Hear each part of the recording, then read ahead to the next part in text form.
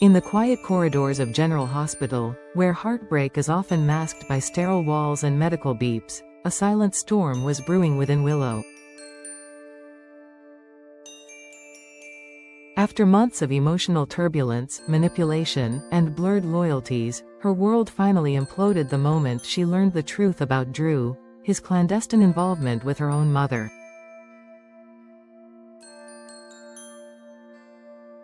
The revelation did not simply trigger disappointment, it detonated something far more corrosive. It was a betrayal so intimate and revolting that it rattled the very foundation of Willow's perception of herself, her family, and the man she once believed to be her savior. Willow had always prided herself on her ability to see through people, to identify the good in the flawed, and to protect herself from the kind of betrayal that had once shattered her childhood.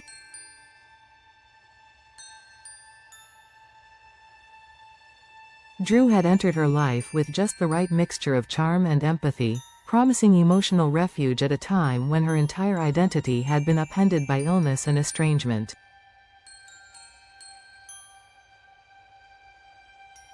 With Michael growing increasingly distant and her children being used as pawns in a brutal custody war, Drew had positioned himself as the patient guardian, the steady rock, the man who understood what she was going through.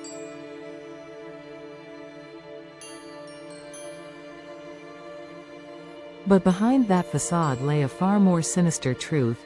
Drew had not only exploited her vulnerability, he had sunk his claws into the one relationship Willow had hoped to rebuild. The one with her estranged mother. There was no warning, no gradual unveiling. When the truth finally surfaced, it came like a blade, clean and cold. A casual comment overheard, a confrontation evaded, a late-night voicemail never meant for her ears, all threads that Willow pieced together until the undeniable pattern emerged. Her mother, herself trying to reconcile years of abandonment and emotional distance, had been lured into Drew's web long before Willow even realized what was happening. The man who had consoled her through panic attacks and offered to help raise her children had been sharing whispers in the dark with the woman Willow had just begun to forgive.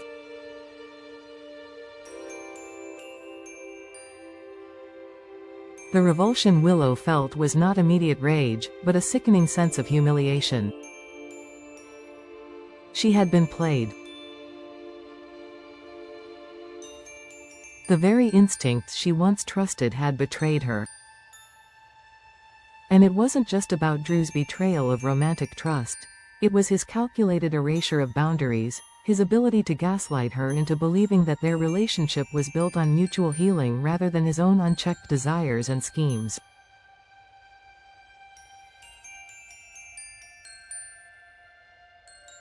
The same man who had urged her to reclaim her life had been sabotaging it from within. Overwhelmed by a sense of collapse, Willow's psyche began to unravel.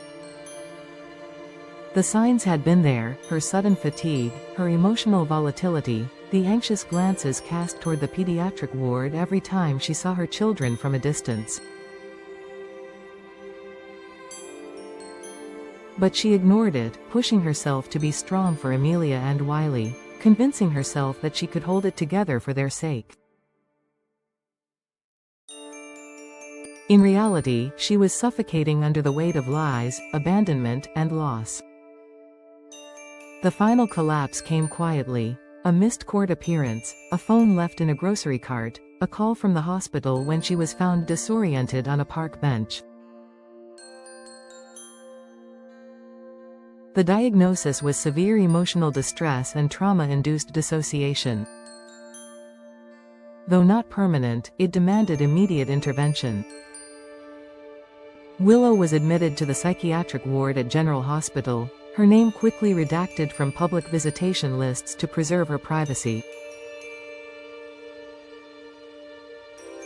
The hospital became both her prison and her sanctuary, a place where she could finally stop pretending that everything was okay, that she wasn't slowly disappearing beneath the surface of her pain.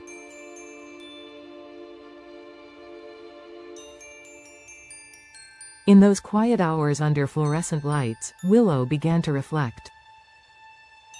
She replayed conversations with Drew, dissected each moment when she should have known better, when she should have asked more questions or demanded clearer answers.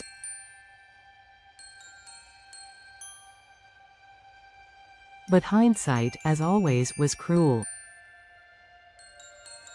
She had believed in love. And now she was paying the price for it.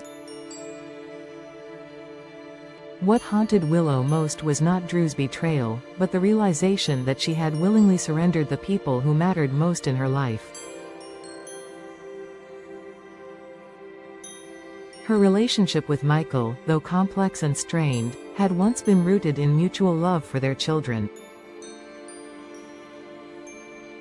That bond had frayed when she aligned herself with Drew, unknowingly playing into his larger agenda. Her bond with her mother, newly repaired, had been tainted once again, this time by betrayal rather than abandonment. And her children, her heart, were now growing up watching the adults in their lives unravel. Still, amid the wreckage, there was a silver lining. Willow had not married Drew. That one decision, whether by fate or hesitation, had spared her further devastation.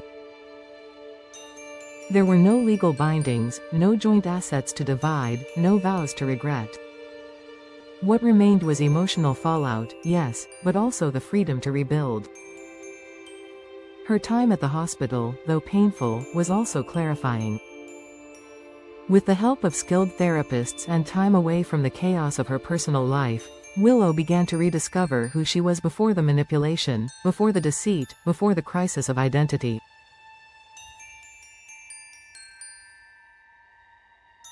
She journaled her feelings, confronted her inner guilt, and gradually accepted that being fooled by someone as cunning as Drew did not make her weak. It made her human. As days turned to weeks, her strength began to return. She no longer flinched when someone knocked on her door. She could finally look at pictures of her children without the overwhelming tide of self-loathing. And perhaps most importantly, she was no longer afraid to talk about Drew, about what he had done, what he had taken, and what she would never allow him to take again. Willow's journey is far from over. There are still custody hearings ahead, emotional scars to mend, and bridges that may never be rebuilt. But one thing has changed: she is no longer a pawn in someone else's scheme. She is a survivor who has stared down the ugliest side of love and walked away, not unscathed, but awake. And in that awakening lies the beginning of something stronger than vengeance or redemption: true healing.